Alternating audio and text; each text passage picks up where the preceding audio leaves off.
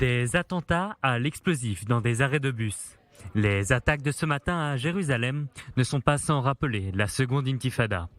Depuis cette époque, très peu d'attentats font usage d'explosifs dans des zones à forte densité civile, comme des arrêts de bus.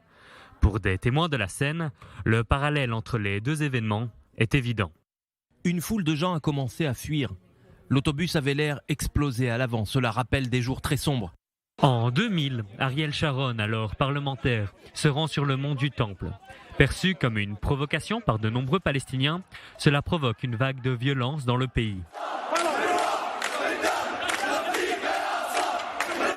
Pendant 5 ans, de larges émeutes éclatent en Cisjordanie et on assiste à une vague d'attentats suicides à la bombe, souvent orchestrés par le Hamas et le djihad islamique.